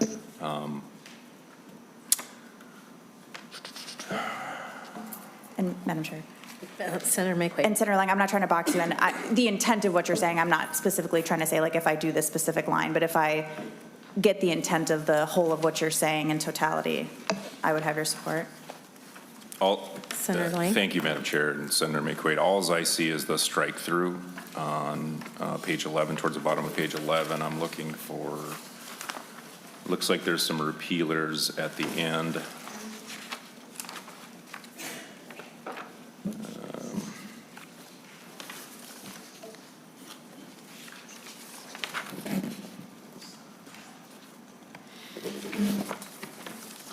I think that's pretty much all I see in the amendment here. That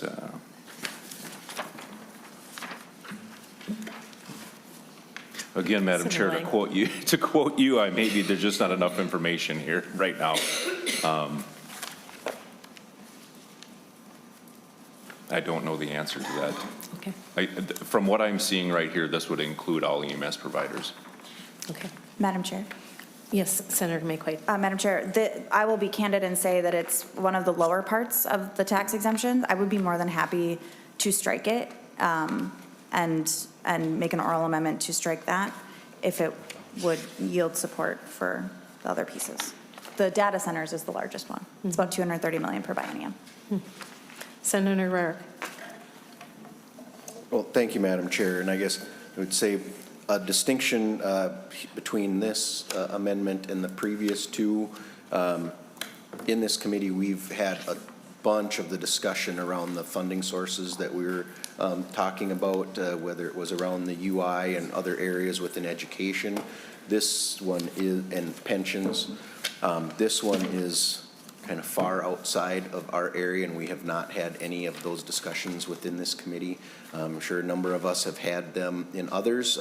I have on the data centers in energy, and part of what would be missing is the exemptions are a portion of what we have offered to bring them in, which would generate far more than that into the general fund, which is part of what what these tax incentives are meant to do. Is you're investing money to bring in more money.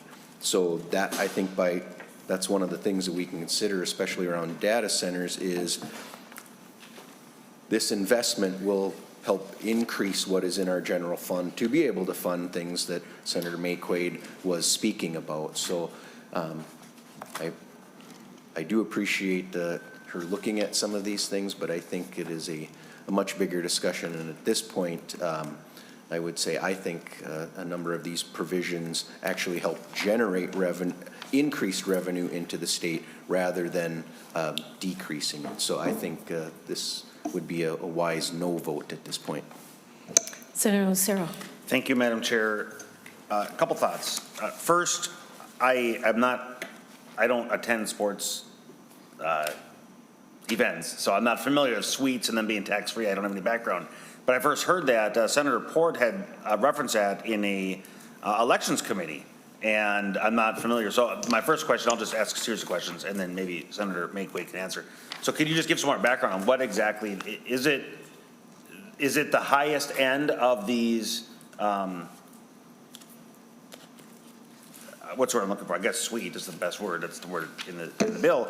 Is that the highest end of the places to sit that are being, have this tax cut? And why is that? Do we know where that came from? And second, I'm very receptive, potentially here on the fly, Madam Chair and Senator McQuaid, if we wanted to pull out the aviation stuff that was just discussed, and if you were willing to potentially, if we could put these funds and redirect them to the disparity aid that I had, the bill for the bottom 20% of school districts, if you would agree to that, I think we might be able to get some support for that here in committee. I put that in the bill. And then third, in regards to the data centers, one of the things that it deeply frustrates me that there are different industries over the years. I know what happened when I was in the other body with Governor Dayton, that there are negotiations that take place with other prospective businesses trying to attract them to Minnesota by giving them special incentives and giving them tax cuts and tax credits and this, that, and the other thing. And it frustrates me because that opportunity doesn't exist for every other business, potentially in the same industry or other industries. And I don't like the special treatment when it comes to our tax code. If the status quo of our tax code is to disincentivize businesses from coming to Minnesota, and the only way to get them to come here is to give them special treatment, that should speak loudly that there's something wrong with the status quo of the tax code. Let's change it for everybody, not give these special treatments. So that's why I'm receptive to the conversation I think you're having on the data center thing here. But so the first question is just give a little bit, could you elaborate on the suite issue? And then second, if there's some commitment, we can reconsider the earlier amendment. We could make a motion to reconsider. Hopefully that were to pass, then we can bring that back before us and amend this into it. And or on the fly here, I'm sure I could talk long enough to give staff time to take this, draft my disparity aid, combine them into a new amendment. I'd be receptive to that too. So thank you, Madam Chair. Thank you, Senator McQuaid. Senator McQuaid. Thank you, Madam Chair, and thank you, Senator Lucero. So we were both there when it's like VIP preferred seating, and it's like suites and skyboxes, and it's a sales tax exemption for amenities and other things that go along with it. And if you'll recall, in 2017 in the other body, in Omnibus Prime, and there was a large conversation that was happening about members of both parties who were attending games and skyboxes. This was weirdly part of that conversation. So I think it was passed in like 2017. I don't know why. It was in one big bill, and I don't know if it ever got a hearing. But it's like $16 or $17 million a biennium, and so that's not nothing for the state. But for people who are able, like I go to sporting events all the time, Senator Lucero. I do not sit in skyboxes, nor do I have VIP seats. Lucky them. So that's where that comes from. The second part of your question about amending it on and doing this is where I wish you'd had runs, because I think that sounds interesting. And maybe this is opening up a larger conversation, a bipartisan conversation, to look at some of our tax expenditures, the things that people don't pay taxes on that should, like the rest of us do, so we can have the things that we need, like disparity aid or teacher pension. And with that, if a conversation you're open to, I can withdraw the amendment and we can have that conversation and maybe bring that before we go to finance. Senator Housley, you wanted to say something? Yes, thank you, Madam Chair. I feel like we've just kind of gone off the rails here a little bit in conversation that really don't have to do with education finance. So thank you, Senator McQuaid, if you would take that off the table and maybe discuss it with Senator Lucero so we can get back to talking about the bill. Thank you. Senator McQuaid. Thank you, Madam Chair, and I'll end with this. I'm really, really appreciative, Senator Lang, Senator Lucero, for being open and willing to have a conversation about this. I think there is a broad desire to fund the things that we need, and when we look, the data centers of yesteryear, right? My dad worked for Cargill in the 90s. They built a little data center. It was lovely. But what the data centers that we have now today are for wildly different purposes. They're huge, and they're the largest companies in the entire world that are asking for tax exemptions. To continue doing something like that when we're looking at maybe like $1 billion that we don't collect in the out years, and we're cutting school funding, I think we could make a different choice. I think we can make a different decision, and I'm really interested in putting before us those decisions, because they're not made in a vacuum. They are made together in total, even though we parse them out through committees. And so I'm really excited to continue this conversation with members of both sides of the aisle. And with that, Madam Chair, I would withdraw the A22.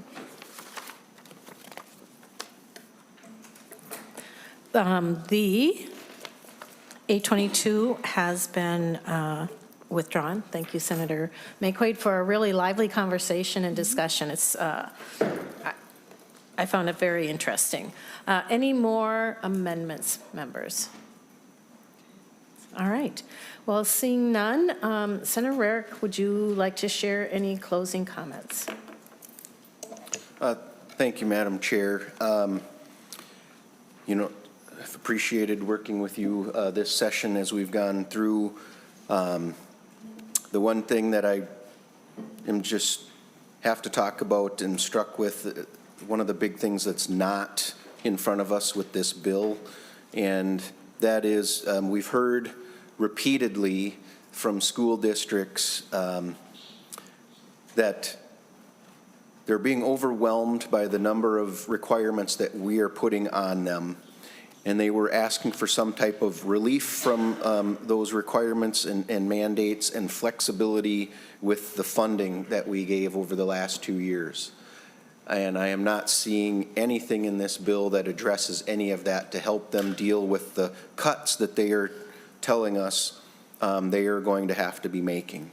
So I hope we'll continue to have conversations so that we can address that flexibility that our school districts need, so that they do not have to make cuts in their classrooms.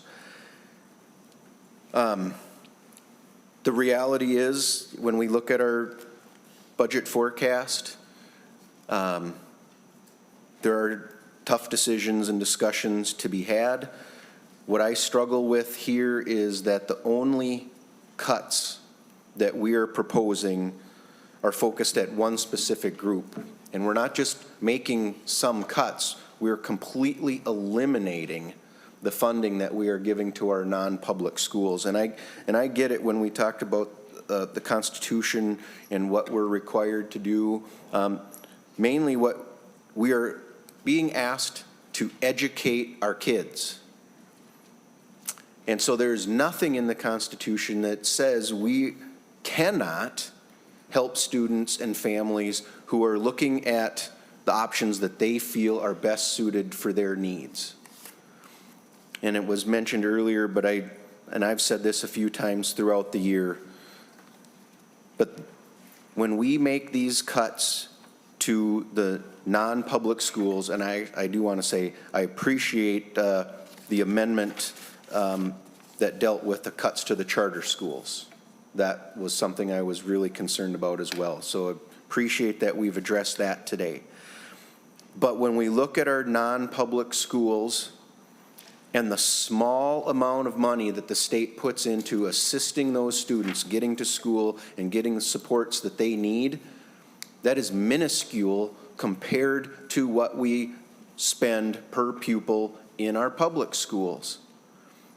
And even if it's just a very, very small percentage of the approximately 100,000 students that attend these non-public schools that decide it is no longer affordable and they make the transition over to a public school, there will be no cost savings to the state like we're saying is going to happen with this bill.